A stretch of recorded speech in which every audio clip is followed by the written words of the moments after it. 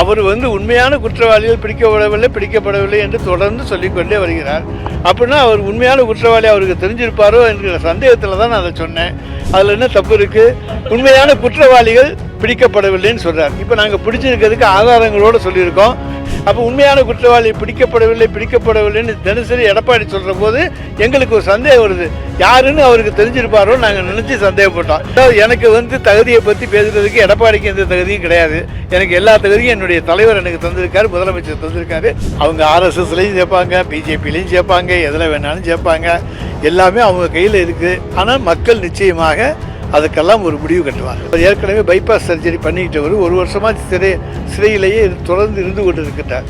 எனவே அவருக்கான ஏதாவது சுகவீனங்கள் இருக்கும், அதுக்கு பரிசோதனைக்காகவும் அல்லது தொடர்ந்து சிகிச்சைக்காகவும் அவர் மருத்துவமனைக்கு செல்வதில் எந்த தவறும் கிடையாது. அதான் இதுக்கெல்லாம் நாங்கள் பதில் சொல்ல வேண்டிய அவசியமே கிடையாது. ஏன்னா தேர்தலில் நாங்கள் தனி மெஜாரிட்டி பெறுவோம், தனி ஆட்சி அமைப்போம். அதுதான் நிச்சயமாக துணை முதல்வர் பதவி என்பது இயக்கத்தில் இருக்கக்கூடிய எல்லோருமே அன்புக்கு சகோதரர் மாண்புமிகு உதயநிதி ஸ்டாலின் அவர்களுக்கு தர வேண்டும் என்கின்ற கோரிக்கையை தொடர்ந்து வைத்து வருகிறார்கள்.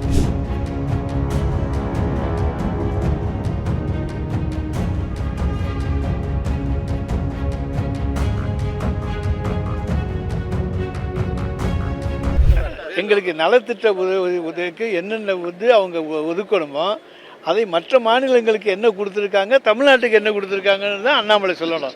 10,200 கோடி தமிழ்நாட்டுக்கு கொடுத்துருக்குன்னா உத்தரப்பிரதேசத்துக்கு எவ்வளோ கொடுத்துருக்கோம், மத்திய பிரதேசத்துக்கு எவ்வளோ கொடுத்துருக்கோம், ராஜஸ்தானுக்கு எவ்வளோ கொடுத்துருக்கோம், பஞ்சாபுக்கு எவ்வளோ கொடுத்துருக்கோம், ஹரியானாவுக்கு எவ்வளோ கொடுத்துருக்கோம் அப்படின்னு எல்லா மாநிலத்துக்கும் சொல்லணும் எவ்வளோ கொடுத்துருக்கோம்ட்டு. இது ரொட்டீனாக கிடைக்கக்கூடிய தொகைகள் தானே தவிர கூடுதலாக எந்த தொகையும் எங்களுக்கு தந்ததாக எங்களுக்கு தெரியவில்லை.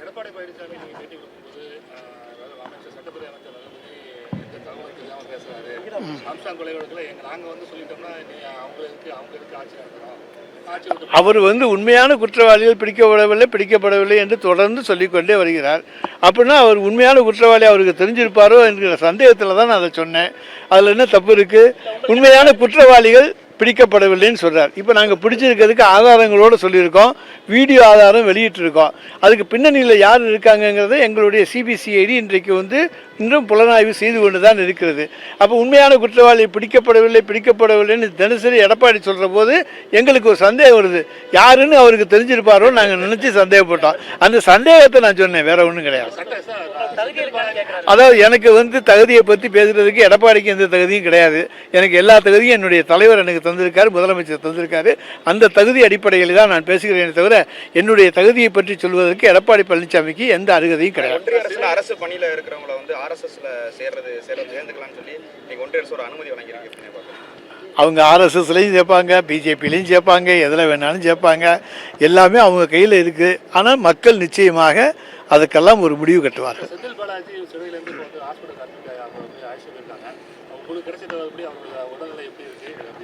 சார், ஒரு மனிதனுடைய உடல்நிலை இன்றைக்கி இருக்கிறது நாளைக்கு எப்படி இருக்கும்னு சொல்ல முடியாது. அவர் ஏற்கனவே பைபாஸ் சர்ஜரி பண்ணிக்கிட்டவர் ஒரு வருஷமாக சிறையிலேயே தொடர்ந்து இருந்து கொண்டு இருக்கின்றார். எனவே அவருக்கான ஏதாவது சுகவீனங்கள் இருக்கும், அதுக்கு பரிசோதனைக்காகவும் அல்லது தொடர்ந்து சிகிச்சைக்காகவும் அவர் மருத்துவமனைக்கு செல்வதில் எந்த தவறும் கிடையாது. நிச்சயமாக அதாவது நல்ல நல்ல நல்ல நிலைமையில் தான் அவர் இருப்பார். சிறையில் நாங்கள் நன்றாக பார்த்து கொண்டிருக்கோம். இருந்தாலும் அவருக்கு சிகிச்சைகள் தேவைப்பட்டால் நாங்கள் மருத்துவமனையில் கொடுத்து தான் ஆக வேண்டும். எனவே அதுக்காக மருத்துவமனையில் அவர் அனுமதிக்கப்பட்டார். அதாவது திராவிட முன்னேற்ற கழகம் தேர்தல் பணிகளை துவங்கிவிட்டது என்பதற்கு ஒருங்கிணைப்பு குழு அமைக்கப்பட்டதிலிருந்து ஒரு அடையாளமாக அதை எடுத்துக்கொள்ளலாம். அது கட்சிக்காரர்களை உற்சாகப்படுத்துவதற்கும் ஒருங்கிணைப்பதற்காகவும் தான். இங்கே எந்த விதமான பிளவுகளும் வந்துவிடக்கூடாது. இங்கே இருக்கக்கூடிய எல்லோரையும் ஒருங்கிணைத்து அவர்களுக்குள்ளே எந்த விதமான சண்டை சச்சரவுகள் இல்லாமல், போட்டி பொறாமைகள் இல்லாமல் நம்முடைய வேட்பாளரை அவர்கள் எல்லோரும் வெற்றி பெற செய்ய வேண்டும் என்று 2026 இலக்கை குறிவைத்து இப்பொழுதே திராவிட முன்னேற்ற கழகம் பாயத் தொடங்கிவிட்டது. துணை முதல்வர் பதவி கூட்டாட்சி மாநிலத்தில் சுயாட்சிங்கிற மாதிரி நம்ம அந்த கொள்கையை தான் நம்ம கடைபிடிச்சிட்டு இருக்கோம். ஆனால் நேற்று கடந்த ஒரு சில நாட்களாக காங்கிரஸ் கட்சியிலேருந்து மாநில அரசில் பங்கு பெறணுங்கிற ஒரு பொருள் ஒழிச்சிட்டு. அதான் இதுக்கெல்லாம் நாங்கள் பதில் சொல்ல வேண்டிய அவசியமே கிடையாது. ஏன்னா தேர்தலில் நாங்கள் தனி மெஜாரிட்டி பெறுவோம், தனி ஆட்சி அமைப்போம். அதுதான் அதுக்காக வேண்டி இதை பற்றியெல்லாம் ஒன்றும் கிடையாது. எங்களுடைய தோழமை கட்சிகளை நாங்கள் அரவணைத்து செல்வோம், அவர்களுக்கு வேண்டியதை செய்வோம், அவர்களுக்கு வேண்டிய இடங்களை கொடுப்போம்.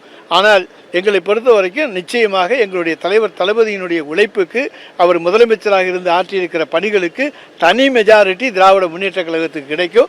யாருடைய தயவுகளும் ஆட்சி அமைக்க வேண்டிய சூழ்நிலை எங்களுக்கு ஏற்படாது. கடந்த சில தினங்கள் அந்த துணை முதல்வர் பதவியும் அதோட விமர்சனம் நிச்சயமாக துணை முதல்வர் பதவி என்பது இயக்கத்தில் இருக்கக்கூடிய எல்லோருமே அன்பு சகோதரர் மாண்புமிகு உதயநிதி ஸ்டாலின் அவர்களுக்கு தர வேண்டும் என்கின்ற கோரிக்கையை தொடர்ந்து வைத்து வருகிறார்கள். அதில் கட்சிக்காரர்கள் தங்களுடைய கழக தோழர்கள் தங்களுடைய கோரிக்கையை சொல்வதில் எந்த தவறும் கிடையாது. அது அவருடைய விருப்பம், அது பற்றி இல்லை. அவர் திமுகவுக்கு வந்திருக்காரு. இல்லை.